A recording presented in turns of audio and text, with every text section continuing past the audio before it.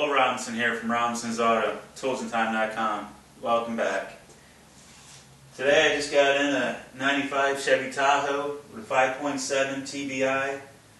The complaint is, I guess the other day I left him sitting and then eventually started back up. Got it home, parked it, next morning went out, started it. Cranks but don't start. So let's get in there and see what we're missing.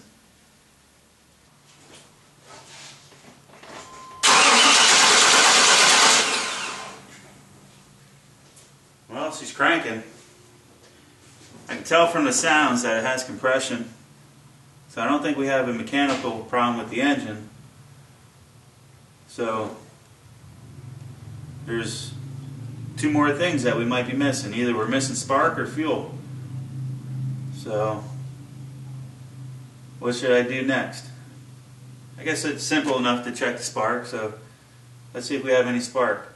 I'm going to do all this stuff old school because I know a lot of you guys don't have the equipment like I might have. So I'm going to do this all with just basic tools. So let's see what we can find. Okay, I don't know how good you can see down here, but this method of checking spark is a real basic check. You're going to want to get yourself something metal like a screwdriver or something.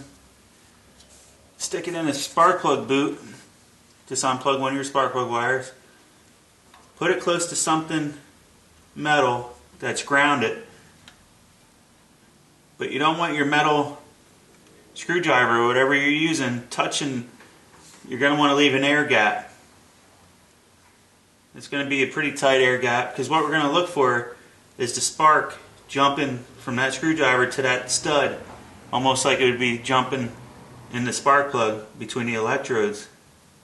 So if we have spark, we should see a spark jumping between that gap. So let's go inside and crank it and see what we got. Actually, you know what? I'm going to move it up here to give you guys a better shot. Okay, I think that's a good spot. I'm going to go inside and crank it. Just remember, leave an air gap and don't touch it, or don't have anything flammable near it at this point. Alright, let's see if we have any spark. Okay, here we go.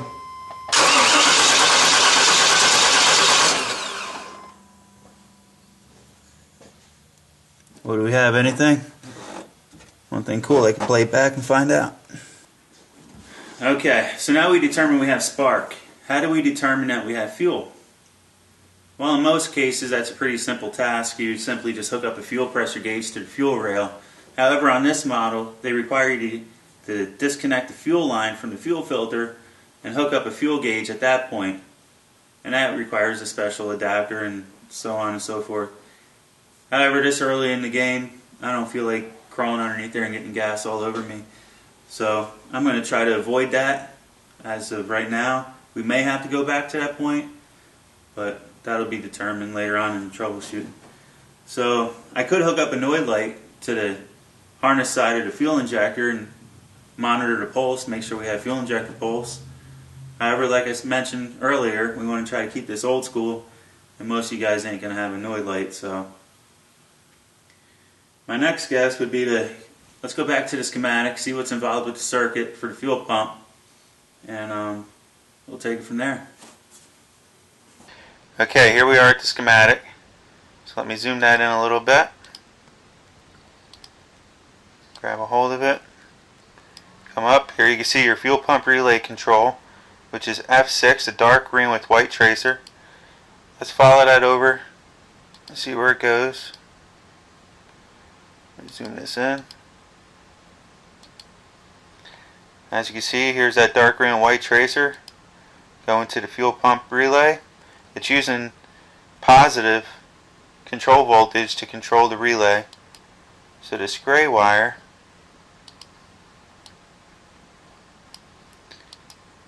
is connected to ground at all times and uses the same ground as the fuel pump, and there's no control in that ground circuit, so it's a continuous ground. Okay, so what's taking place here? When you turn your key on, that's applying voltage to the relay, which has this electromagnet in it, which would then close these contacts. Once that contact is closed, it'll be put in B1. So let's follow B1 over, see where that's taking us. And as you can see, that's a main fuse, and it's hot at all times, located under the hood in the fuse relay center. So now if we come back down here, okay, so as long as the key was on and these contacts were closed, it would come down through B1, as long as that fuse is good, to these contacts, up through the contacts to this gray wire, A3, and energize the fuel pump. Okay, so what's happening when this is in its rest position, in a normally closed position? If we go here to B2, where does that take us? Okay, well that really doesn't go anywhere. What that is a jumper for a fuel pump prime. It's just a connector that's out in the open, and you could apply voltage to it. And what would happen is when you apply voltage, it would come down through this contact and energize the fuel pump. So okay, all in all, it's a pretty simple circuit. So let's go back and do some tests. Okay, now that we have a good idea what's involved in the fuel pump circuit, let's come out here to the fuse and relay center. This is located on the left front side in the engine compartment. Let's open that up. Okay, now if you look in here, there's a little layout of the relays, the AC fuel pump. So if I hold it down here, this one here should be the fuel pump. So let's remove that relay. Okay, now if you take a look at this relay, I know it's hard to follow from a schematic standpoint. So if you come out here, the relay has its own little schematic on it. I covered this briefly in the automotive troubleshooting series I started putting together for you guys. However, I'll try to do a quick overview and not spend too much time on this, because we'll be covering this more in the near future.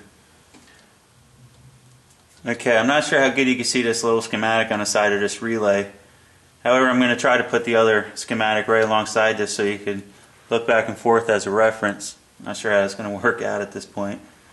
But as you can see, 85 and 86 is the control side of the circuit. 86 being the ground, 85 being the control from the computer that actually puts power to this electromagnet, which actuates the contacts. And I'll show you how to determine what side's the ground shortly. But we know 30 is the wire that runs back to the fuel pump. Okay? And it switches either from 87A to 87. 87A, if you remember looking at the schematic, that's your fuel pump prime wire. So I could take in, if I wanted to locate that wire, I could apply voltage to it, which would actuate the fuel pump. However, I don't want to go through all that right now. I believe it's under the left front of the dash or somewhere near the fuse compartment. But we could do the same thing right here at the fuse relay. So if this is energized, so if we have control power coming to the relay from the computer, then this should go to 87, which should be hot at all times, and activate that fuel pump. So let's go and make sure our control side of the circuit is working correctly. Okay, for this test I'm going to be using a simple test light. This one may look a little funky because it's homemade. I made this many years ago, but it works great because it has a needle point for back probing wires. But what I usually do first is find a good ground. That looks like a good spot. And then I'll find a known good power source and I'll probe it. On the back side of the alternator is a good source that has direct power. And as you can see, the light bulb illuminates. So that just told me I have a good ground and my test equipment's good. So now I could go and make an adequate test. So now let's see if our control side of the circuit's working. Okay, so now we determine 85 and 86 as the control pins. If you flip the relay over, I'm not sure if you can see it, but the pins are numbered as well. So we locate 85 and 86, so this is 85 and 86. So we know this is 85 and this is 86. So let me mark them two spots. Now we know that that's the control part of the circuit. Okay, so hopefully you can see those two marks good from there. So how do you know which side is the ground of the control circuit? Because we have 85 and 86. We know one's to control power, but it also has to have a ground for the electromagnet to work. So to determine your ground with a test light, you would simply hook up your test light in reverse. Usually you hook your alligator clip up to a ground and then you probe for a hot. So now just take your alligator clip and hook it up to a known good power source, like the back of the alternator. And now when I go and I look for a ground, if I probe a good ground, it'll illuminate my light bulb. So I'm pretty sure 86 is a ground, because that's the most common way these are set up. So 86. And as you can see, we have a good ground on our control side of the circuit. So with that determined, we're going to take our alligator clip, hook it back up to ground. So now when I find a good power source, it'll illuminate the light bulb. I'll just test it one more time. Okay, then illuminate it on the alternator, so I know I have a good ground. Now I'll take and I'll probe it on 85. And we know that 85 is our control wire. So when I turn the key on, it should illuminate this light bulb. If it doesn't, then we know we have a problem in our control circuit, either ECM or something in the wiring between here and there. However, let's see if our control circuit is good. I'm going to go inside and turn on the key. Okay, you ready? We have control voltage. 1, 2, 3, 4, 5, 6, 7, 8, 9, 10. Should have went out. Okay, I'm going to turn off the key. But we determined that our control side of the circuit is good. We have control voltage going to that relay. So that relay should be energizing and pulling it into. So when I turn that key on, it energizes that electromagnet and it should pull it into 87. So 87 should be hot at all times. So let's find pin 87 and make sure it's hot. Okay, 87 is right here. Now I know I have a good ground because we just determined that on a control circuit. And we do have supply voltage. So when this energizes, this relay should be going over to 87 and completing the circuit between 87 and 30, and 30 is your fuel pump. So we should be good. Think about this for a little bit. So if everything's good, then we should be getting power back to the fuel pump, unless there's something wrong with this relay, which is very possible. It's not uncommon. Relays do fail. It's a mechanical device. What can we do to bypass this to make sure it isn't a bad relay? Well, what we can do, we know that 87's hot. As you can see, the light bulb's illuminated. We could get a jumper wire and we could jump 87 to 30 and see if the fuel pump comes on. When I jump it, I'll go back and I'll listen for the fuel pump. What you don't want to do is use your control voltage to try to energize. You don't want to go from 85 to 30 because that's not a current carrying system. This is using low current to control high current. So what you want to do is go from 87, that's a heavier conductor, and jump it to 30. So let's go get a jumper wire and try that. Okay, one more test we could do before we go jumping the fuel pump is see if we even have anything on that fuel pump line, number 30. So what I could do is locate pin 30, because we know that goes straight back to the fuel pump.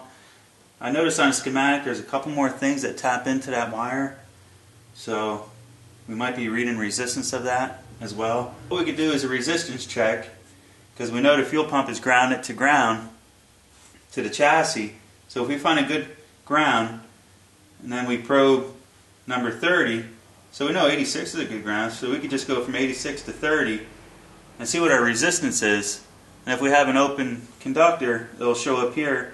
And if we do have a low resistance, then we know it is hooked up to the fuel pump.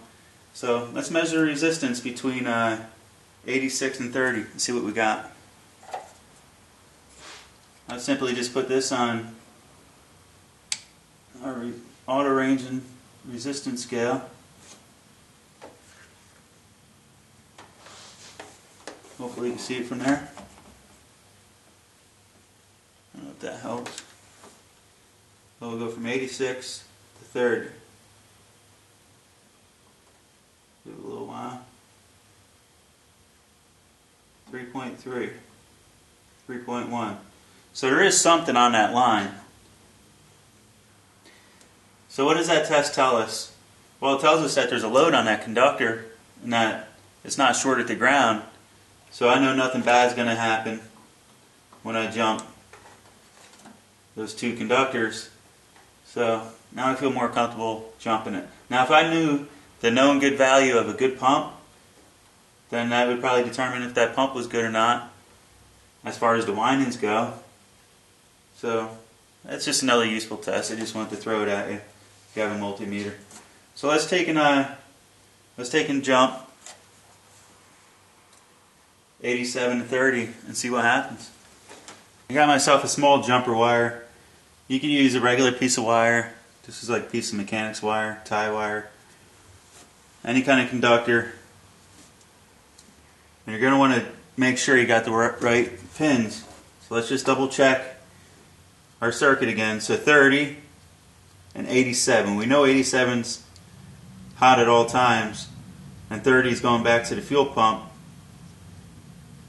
So 87 and 30. So it should be these two, the two corners. Alright, let's jump in and see what happens. Well, I could hear the fuel pump. Yeah, we definitely did. I could actually hear the fuel coming up to the rail.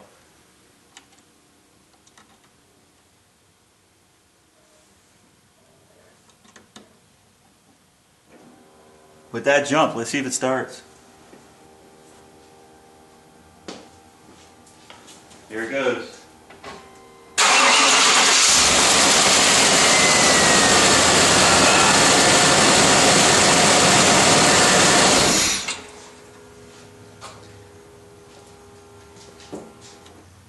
Okay, she starts. So what's that telling us? Everything's good, but the relay's not doing its job. Let me go see if I have another relay to pop in there and see if that takes care of our issue. Man, that sure would be nice. But I'm almost 100% certain. Actually, I am. 99.9. Because we just did all of our checks. We have our evidence. It's got to be a bad relay. I found another relay, so let's see if we're right. I didn't have a brand new one, but I had another GM out front. So let's see if this does the trick. Sure hope so. See if we're right. Okay, moment of truth. Here we go, key on. Alright, here's the fuel pump.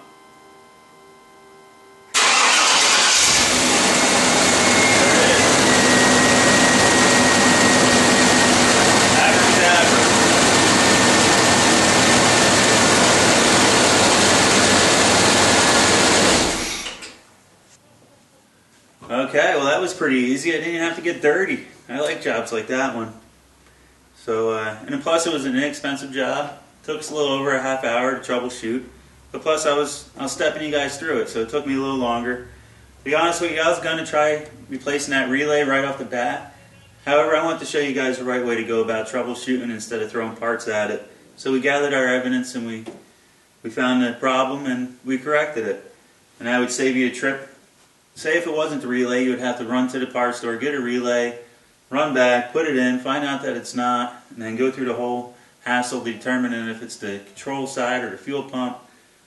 And sometimes you end up throwing a bunch of money at it. So I always try to stress to do the troubleshooting, determine what the problem is, and that's exactly what we did. We found out that our control side was good, and we went from there. Okay guys, I just want to pause right there for 1 minute. After taking the vehicle for a ride, everything was going great, and then I started thinking back to previous issues I had with GM, and I was almost certain that there was a backup system for this fuel pump relay in case something like this were to happen, that the vehicle would stay running if this relay were to fail. So I went back on the schematic, and sure enough, there is. And if you look here, what I got highlighted is a conductor that goes down to the fuel pump, like we showed before. So as long as when you apply the voltage, the contacts would close, and B1, as you can see, goes up to the main fuse and would turn the fuel pump on. But say if something were to fail in this relay, the truck would just shut off and you wouldn't be able to get it started. Well, they put a backup system in this. If you come over here, you'll see exactly what I'm talking about. This is the fuel pump oil pressure switch. And as you can see, there's a set of contacts, and the conductor is hooked up to the same conductor that goes up to that main fuse. So how this switch works is once you start cranking it and there's enough oil pressure, or once the truck starts, these contacts are supposed to close, which would apply voltage to this contact, come over to the main conductor that goes down to the fuel pump, and it will continue to run even if something were to fail in this relay. So that's telling me we may have an issue in this fuel pump oil switch as well. Or is it just a case that the battery was so low that it wasn't cranking up enough oil pressure to close those contacts? I'm not certain. So if I'm not certain about something, I don't want to return it back to the customer without being 100% sure. So look forward to a follow-up video on this one, because I want to go back on this next time I'm at the shop and double check this fuel pump oil pressure switch to make sure that's functioning properly before I return it to the customer. I'm Will Robinson from Robinson's Auto, toolsandtime.com. Thanks for watching, and subscribe to see more. Stay tuned.